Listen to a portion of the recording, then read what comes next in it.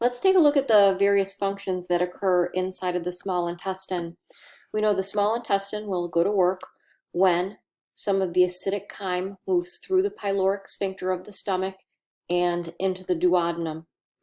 And once that happens, the type of motility that we see in the small intestine is something called segmented contraction, where the contents of the small intestine move back and forth and become thoroughly mixed and come in contact with the wall of the small intestine. So this is just kind of like a small, back and forth kind of motion and then slowly forward. So it's not a propulsive type of motion. Considering secretions that come from the small intestine, there's mucus that's secreted by the goblet cells and by mucus glands.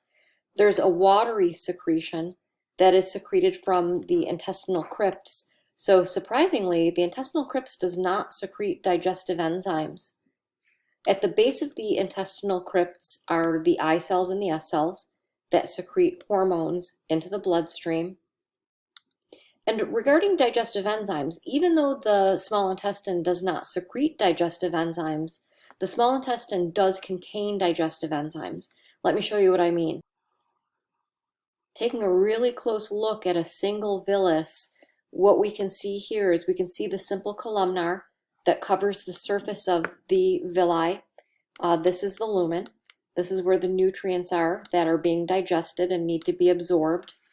Here we have the lamina propria and blood vessel inside of the villus.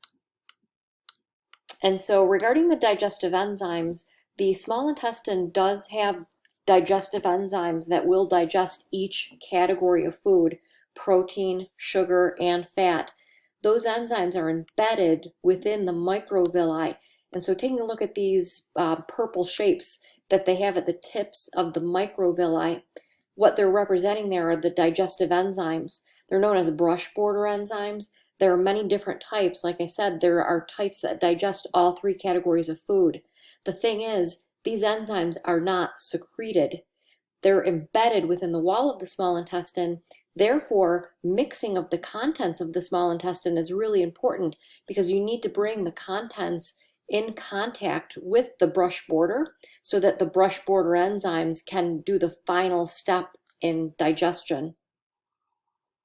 Not all digestion that occurs in the small intestine is due to the membrane-bound enzymes that are there. Keep in mind that the small intestine receives digestive enzymes that are secreted from the pancreas. And so let's look at this one macronutrient at a time, starting with protein. The protein that's received in the small intestine is going to be further digested by trypsin, chymotrypsin, and carboxypeptidase secreted by the pancreas. These pancreatic enzymes are going to break down protein into small peptides. What will happen from there is these small peptides that are elicited in the lumen of the small intestine will be broken down into single amino acids by the brush border enzymes. And once the protein is digested into single amino acids, those single amino acids can be absorbed using active transport. Ultimately, the amino acids will be absorbed into the blood. Let's do a quick review on the digestion of protein. Protein digestion does not occur in the mouth because there are no digestive enzymes that break down protein secreted by the salivary glands. So no protein digestion in the mouth, the pharynx, the esophagus. Starting at the level of the stomach, pepsin will start to break proteins down into smaller peptides that are present in the chyme, moves on to the small intestine. There, the pancreatic trypsin, chymotrypsin, and carboxypeptidase will start to break down the proteins into smaller peptides and even single amino acids. And as this mixture gets mixed and comes in contact with the brush border enzymes, the digestive enzymes embedded in the wall of the small intestine will do the final job of eliciting single amino acids. And those amino acids are actively absorbed by the simple columnar epithelial tissue and then absorbed into the blood. Next, let's consider sugar. Once the pancreatic amylase breaks down the polysaccharides into oligosaccharides and disaccharides, Due to the mixing motion, those disaccharides will come in contact with the brush border enzymes. There is a brush border enzyme that will break down all of the various different types of disaccharides. Two common types of brush border enzymes are sucrase. Sucrase breaks down sucrose into two monosaccharides, and then lactase. Lactase is an enzyme that will break down lactose, milk sugar, into two monosaccharides. At any rate, the monosaccharides are absorbed by the simple columnar cell of the villus by active transport, and ultimately monosaccharides are absorbed into the blood. So to summarize the digestion and absorption of sugar, carbohydrates start to get broken down in the oral cavity by salivary amylase. Further digestion does not occur in the pharynx, the esophagus, or the stomach because there are no digestive enzymes that break down sugar being secreted in those areas. But once the chyme moves into the duodenum, pancreatic amylase will resume breaking down polysaccharides into oligosaccharides and disaccharides. Those disaccharides will get broken into monosaccharides by the brush border enzymes. Monosaccharides are brought into the simple columnar cell by active transport and then ultimately absorbed into the blood.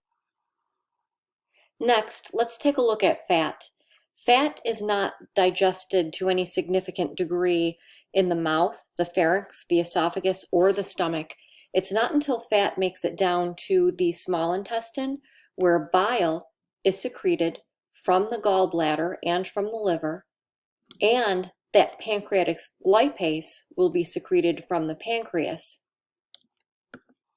Bile contains bile salts that will emulsify the fat, break it into smaller droplets, and then the pancreatic lipase will have a higher surface area at which it can start to break down the fats into individual fatty acids and monoglycerides.